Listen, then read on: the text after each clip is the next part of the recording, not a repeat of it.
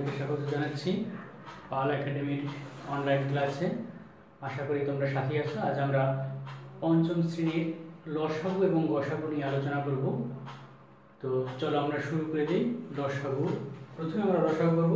তোমরা দেখতে পাচ্ছ লেখা আছে নির্ণয়, লসাগু নির্ণয় করো। লসাগু নির্ণয় করতে হলে আমরা বেশ কয়েকটা পদ্ধতিতে লসাগু করতে পারি, কিন্তু আজ আমরা লসাগু করার দুইটা পদ্ধতি শিখব। একটা হলো সংক্ষিপ্ত পদ্ধতি আর একটা হলো গুণিতক পদ্ধতি।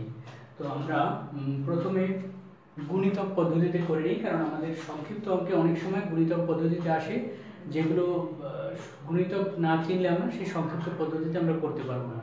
তো গুণিতক কীরকম দেখো, একটা সংখ্যাকে যদি আরেকটা পূর্ণাঙ্গ সংখ্যা দিয়ে গুণ করা হয়, তাহলে যে গুণফলটা পাওয়া যায় সেটা হলো ওই দুইটা সংখ্যার গুণিতক। যেমন আমি লিখতে পারি এখানে, যদি লিখি আমরা 5 গুণ 10 সমান সমান 50, এই 50 হলো 5-এরও গুণিতক এবং 10-এরও গুণিতক। তাহলে দুইটা পূর্ণাঙ্গ সংখ্যা দিয়ে গুণ করলে যে ফলটা পাওয়া যায় সেই সংখ্যাটাকে বলে এই দুইটা সংখ্যারই গুণিতক। তাহলে আমরা এখানে গুণিতক পদ্ধতিতে করব, লিখব 12 এর গুণিতক। গুণিতক 12 এর গুণিতক অনেক হতে পারে, যেমন হতে পারে 12 কে 12, 12 দুগুণে 24, 3 12 36, 4 12 48, এভাবে অসংখ্য গুণিতক হতে পারে। কোনো সংখ্যা বা সীমা নেই। 5 12 60, 6 12 72, 7 12 84, এই দেখা যায় 1 দিয়ে গুণ করলে 12, 2 দিয়ে গুণ করলে 24, এভাবে নামতার মতো আমরা যদি গুণ করি তাহলে আমরা এরকম বিভিন্ন সংখ্যা পাবো। এরপর লিখবো 15 এর গুণিতক, যেমন 15 কে 15, 15 দুগুণে 30, 3 15 45, 4 15 60, 5 15 75, 6 15 90 ইত্যাদি আরো অসংখ্য এরকম গুণিতক লেখা যায়। তাহলে আমরা এখানে খেয়াল করব কি, আমরা যেহেতু লসাগু নির্ণয় করব, লসাগু নির্ণয় লঘিষ্ঠ সাধারণ গুণিতক। লসাগু এর পুরো নাম হলো লঘিষ্ঠ সাধারণ গুণিতক। যেহেতু আমরা লসাগু নির্ণয় করব, তাহলে আমরা এর ভিতর সাধারণ গুণিতক নির্ণয় করব। সাধারণ গুণিতকটা কি সেটা আমি বলে দিচ্ছি আগে। এখানে আমরা লিখতে পারি 12 ও 15 এর সাধারণ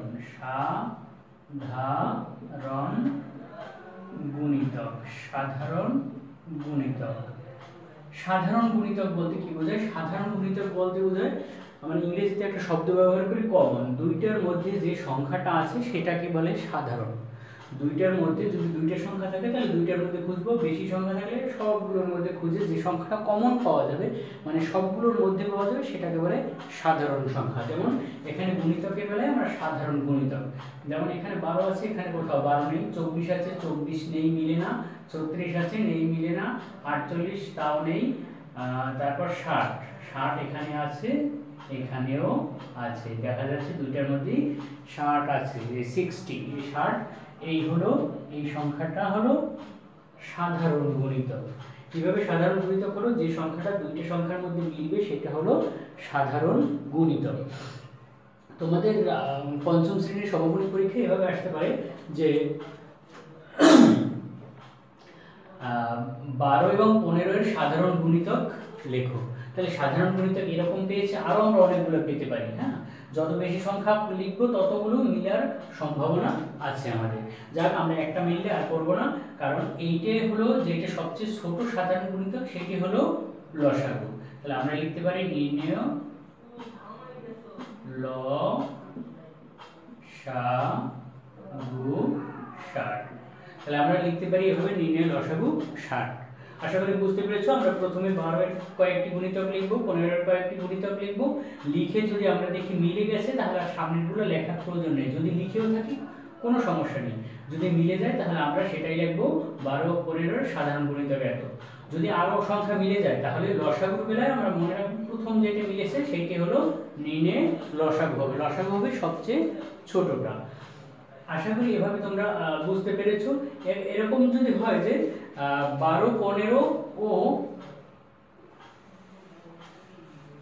মনে করো 12 15 ও 10 এর গুণিতক নির্ণয় করো, তাহলে 10 আমরা লিখবো 10 এর গুণিতক, দশকে 10, 10 দুগুণে 20, 3 10 30, 4 10 40, 5 10 50, 60, 6 10 60, 7 10 70 ইত্যাদি ইত্যাদি। তাহলে এখানে যদি বলা হয় 12, 15 ও 10 এর সাধারণ গুণিতক, সাধারণ গুণিতক নির্ণয় করতে বলে, তাহলে আমরা লিখবো 10, 12, 15, 10 এর সাধারণ গুণিতক। এখানে আমরা দেখবো ওই 60ই মিলছে, এখানে 60, এখানে 60, এখানে 60ই মিলবে। তাহলে এই যে তিনটা পাওয়া গেল, এটি হলো সাধারণ গুণিতক। এভাবে যদি 5টা সংখ্যা থাকে তাহলে আমরা 5টা সংখ্যার মধ্যেই খুঁজবো, যদি 2টা থাকে 2টার মধ্যেই খুঁজবো। মোট কথা হলো যতগুলো সংখ্যা থাকবে তার মধ্যে যেটা সবচেয়ে মিলবে সেটা হলো সাধারণ গুণিতক। তাই আমরা লিখবো অর্থাৎ নির্ণয় লসাগু কত হবে? এই 60।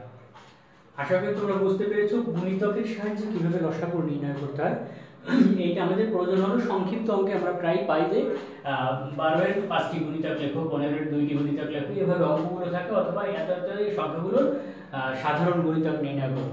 তাহলে আমরা এই পদ্ধতিটা যদি শিখি তাহলে দুইটা জিনিস শিখতে পাবো। একটা পাবো হলে যে সাধারণ গুণিতক কিভাবে নির্ণয় করতে হয় সেটাও আমরা শিখতে পারলাম, আরো একটা শিখতে পারলাম কিভাবে এই সাধারণ গুণিতক থেকে লসাগু নির্ণয় করতে হয়। আমি আশা করি তোমরা বুঝতে পেরেছো। এখন আমরা চলে যাব সংক্ষিপ্ত পদ্ধতিতে কিভাবে লসাগু নির্ণয় করতে হয়। আশা করি তোমরা এটা পূর্ববর্তী ক্লাসে শিখেছো, তারপর আমরা আরেকবার দেখে নেই। যেমন 12, 15।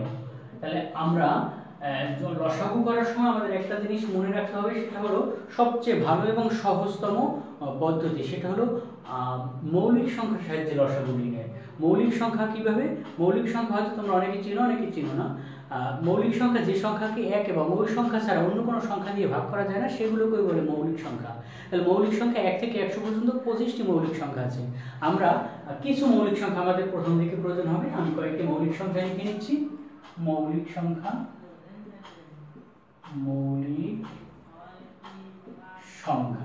আমাদের যেগুলো প্রয়োজন হবে সেগুলো লিখে নিচ্ছি আমরা। যেমন 2, 3, 5, 7, 11, 13, 17, 19, আরো অনেক আছে। 1 থেকে 100 পর্যন্ত 25টা মৌলিক সংখ্যা আছে। দেখো এই সংখ্যাগুলোকে 1 দিয়ে ভাগ করা যায়, অথবা ওই সংখ্যাটা দিয়ে ভাগ করা যায়, অন্য কোনো সংখ্যা দিয়ে ভাগ করা যায় না। আমরা চেষ্টা করব এই মৌলিক সংখ্যা ব্যবহার করে লসাগুগুলো করতে। তাহলে কিভাবে? আমরা প্রথমে দেখব প্রথম সংখ্যাটি দিয়ে যায় কিনা। 2 দিয়ে দিলে এটার ভিতর ভাগ যাবে, কিন্তু এটার ভিতর ভাগ যাবে না, তাহলে দেয়া যাবে না। 3 দিয়ে দিলে 3 এটার ভিতরে যাবে, এটার ভিতরে যাবে, তাহলে আমরা 3 দিয়ে করব। 3 4 12, আর এখানে 3 দিয়ে গেলে 3 5 15। এখন দেখো বন্ধু, একটা মৌলিক সংখ্যা বেরিয়েছে আর একটা যৌগিক সংখ্যা। যে সংখ্যাকে অন্য সংখ্যা দিয়ে ভাগ করা যায় সেটাকে যৌগিক সংখ্যা বলে, এবং যে সংখ্যাকে অন্য কোনো সংখ্যা দিয়ে ভাগ করলে ভাগফল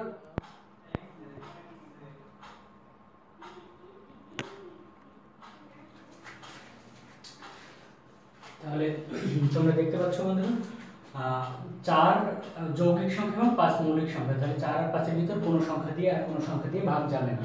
তাহলে কি করতে হবে? আমাদের লিখতে হবে নির্ণয়ে লসাগু।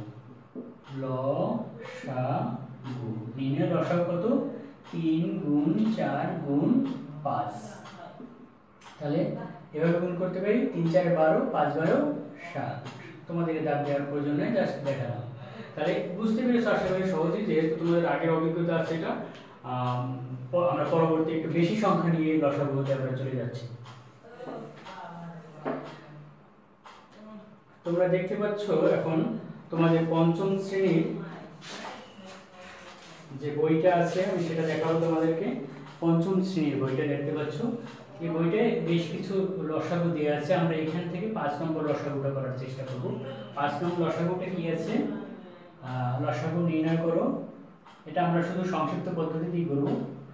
20, 12, 25 এবং 32। দেখতে পাচ্ছ তোমরা এই অঙ্কটা তোমাদের বইতে আছে। আমরা এটা লসাগু করব শুধু সংক্ষিপ্ত পদ্ধতিতে।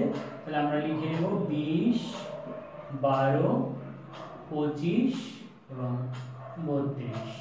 তাহলে দাগ দিয়ে নিলাম। এখন দেখো তোমাদেরকে এখানে একটা কথা বলে রাখি, যে যদি এরকম থাকে যে 5টা 4টা 3টা সংখ্যা, তাহলে আমরা খেয়াল রাখবো যে 2টা সংখ্যার ভিতর যদি কোনো এই মৌলিক কোনো সংখ্যা দিয়ে ভাগ যায় তাহলে সেটাই আমরা লিখতে পারবো। আমি আবারও বলছি, যদি এখানে 5টা 4টা যে কয়টা সংখ্যাই থাকুক, যদি 2টা সংখ্যার মধ্যে এখানে কোনো সংখ্যা দিয়ে ভাগ যায় তাহলে আমরা সেটাকে অবশ্যই ভাগ দিতে পারবো। যদি বাকিগুলো না যায় তাহলে আমাদের কোনো সমস্যা নেই। তাহলে আমরা দেখতে পাচ্ছি এখানে জোড় সংখ্যা, এটাও জোড় সংখ্যা, এটাও জোড় সংখ্যা, তাহলে অবশ্যই 2 দিয়ে যাবে।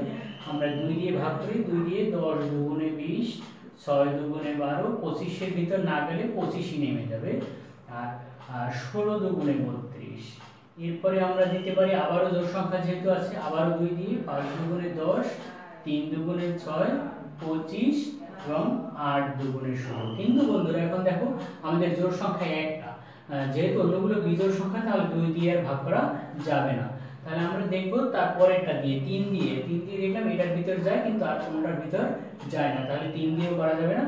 তাহলে আমরা করব 5 দিয়ে দেখব, 5 দিয়ে একটা এইটার ভিতর 2টা সংখ্যার ভিতরে যায়, তাহলে 5 দিয়ে আমরা করি, 5 দিয়ে 5 কে ভাগ দিলে 1, 3 এর ভিতর যায় না, তাহলে 5 দিয়ে 5 25 কে ভাগ দিলে 5, 8 এর ভিতর যায় না 8।